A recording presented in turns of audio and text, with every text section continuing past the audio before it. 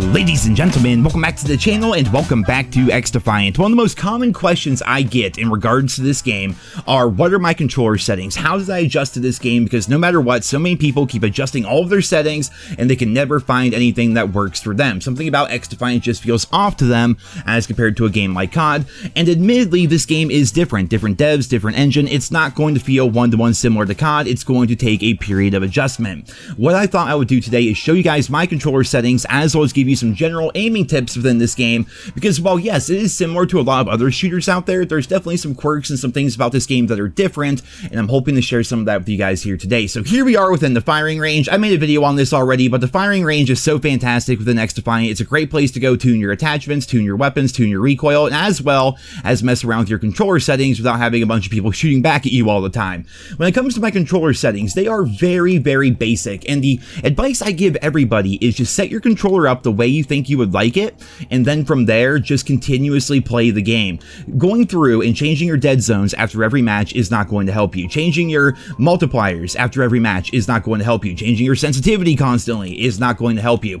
I set these settings back during one of the playtests last year and I haven't touched them, and as a result I've built up that muscle memory within the game, and I feel like that's why I'm not having as many issues as others. When it comes to the button layout, I go with brawler. This is the equivalent of the tactical button layout in COD. All it does is it takes your melee off of your right stick and moves it towards the B button, and then takes your crouch button and moves it from B over to your right stick. The reason why I do this is I like having all of my movement controlled within my sticks as compared to having to go over to press B. It is a little wonky at times because if I have to like panic melee somebody because I'm out of ammo, I typically lose because I have to take my thumb off the right stick and put it on the B button, and as such I can't aim anymore, and therefore I usually die. But regardless, if you're having to panic and melee to get your kills, you're probably not doing that good to begin with.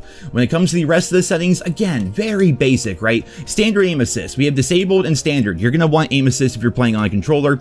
Don't adjust these. The aim assist strength and follow, the lower you put it, the less aim assist you're going to have, period. You want aim assist within the game, obviously, if you're playing on controller.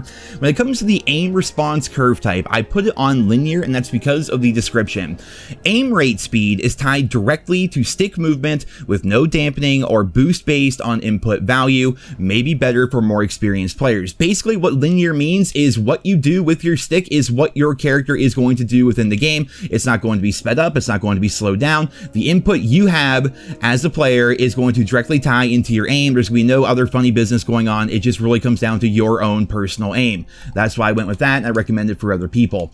Now, when it comes to sensitivity, that is on you. I personally have always rocked a relatively low sensitivity in COD, so I put on 25, which I think might actually be the default sensitivity in this game, and I haven't touched it. I don't move very quickly. If I have to turn, yeah, it takes a little bit, but I'll tell you what, having that lower sensitivity definitely helps you aiming downrange on your targets. So I recommend lower sensitivity if you're having a hard time aiming. A lot of people like to, max that out at 100 so they can spin around and be movement gods and whatnot, but how many movement gods do you see in this game that can't aim for shit?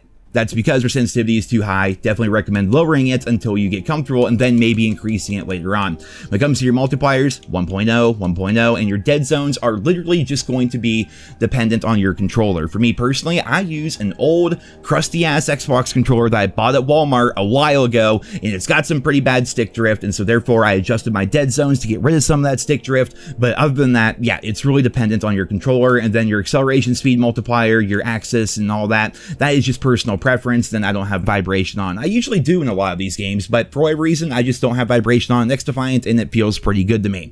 One of the things about XDefiant in general that I think a lot of people are struggling with is recoil and time to kill. If you're coming over from a game like Modern Warfare 2, then subsequently Modern Warfare 3, those games have a much faster time to kill. In this game, you can actually test it out in the firing range. A P90 at 50 meters is a 10-shot kill. It's a 6-shot kill up close. The M4, I think, is like a 7-shot kill at 50 meters. You have to land a lot more of your shots in this game, and recoil is also a major factor, as well as we have a little bit of bullet velocity, which can cause your bullets to feel like they're missing. A lot of people are talking about hit registration and things like that. Well, I think a lot of the time, while there is hit registration issues for sure, I think a lot of time people are just missing their shots because of recoil downrange. Here we are back in the practice zone, which is a great place to test out your recoil. The thing about the recoil with an XDefiant is it's very predictable on every single weapon, and it's virtually the same every time. It's not going to be random.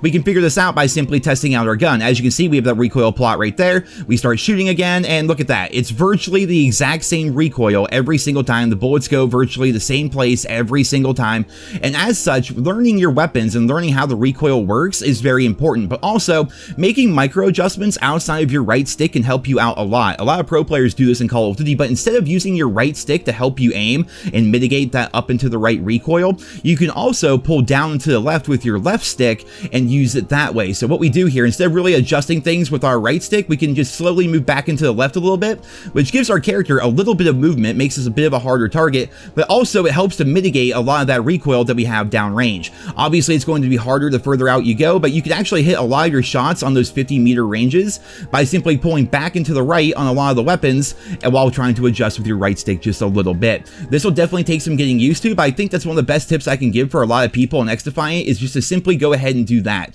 When it comes to the time to kill, again, it's like a 7-shot kill downrange. We can go very slowly here with the M4, and thanks to the firing range that we have here in this game, we can see it takes 7 bullets to kill. Hitting 7 shots that far downrange can definitely be difficult, but it takes a little bit of getting used to. Honestly, mitigating the recoil is a lot more difficult here in XDefiant as compared to COD, because in a lot of Call of Duty games, you just get the right attachments on, and eventually your gun just becomes an absolute laser beam. You don't even have to try. I mean, look at what people do in Warzone. Virtually every meta Warzone build out there is 0 recoil on the weapon, whereas here in XDefiant, even with a lot of the good attachments, you're going to have a good amount of kick, and a lot of the time that kick is going to be up and to the right, depending on your weapon. Again, whatever weapon you're looking towards, you just go into the practice range, equip that weapon, put on your attachments, go test out the recoil patterns, practice mitigating that recoil, and then try using your left stick a little bit to help mitigate it by moving in the opposite direction of where your recoil initially wants to go. That can help you out with aiming a lot here in this game. I think for a lot of people, the lack of aim assist plus the fact that the guns actually have recoil and you have to deal with that downrange, coupled in with the longer time to kill in this game, are causing a lot of people to just feel like the game doesn't have very responsive controls and they're having difficulty getting used to it. I promise you, if you go practice your weapons and if you stick to one button layout, one sensitivity, one multiplier, one everything, eventually you'll build up that muscle memory, and then it's all going to become second nature, and you're going to start seeing a marked improvement in your aim as well as your scores while playing the XDefiant multiplayer. Now, one thing I would like to point out here, Mark Rubin did make this tweet here the other day, PSA for controller players. One thing I do in the settings menu is turn acceleration speed multiplier to 0 and then raise my sensitivity to 40, 40 or higher. Let me know if that feels better for you as well. So I thought I would test that out here today and just see how things are feeling. So immediately I can tell you that the game does not feel natural for me, which is one of the things I keep saying to everybody.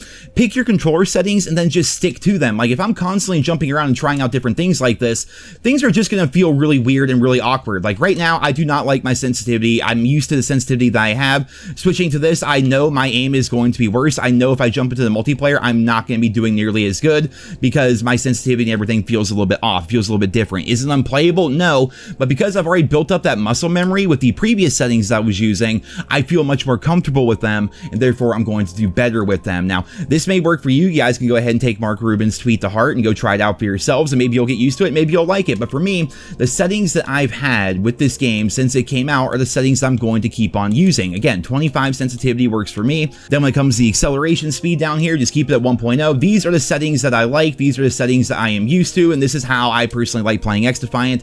But again, it may change a little bit based on you and based on how you like to play and your own personal sensitivity preferences and things like that. But guys, there's my video for you here today. A lot of people keep asking me about my sensitivity and my button layouts and how I'm doing all these things with the XDefiant. Well, there's the answer. Those are my controller settings. That is my setup. I hope you guys enjoyed the video. Leave your thoughts and feedback down there in the comments. Thank you all so much for listening, and I hope you guys all have a wonderful day.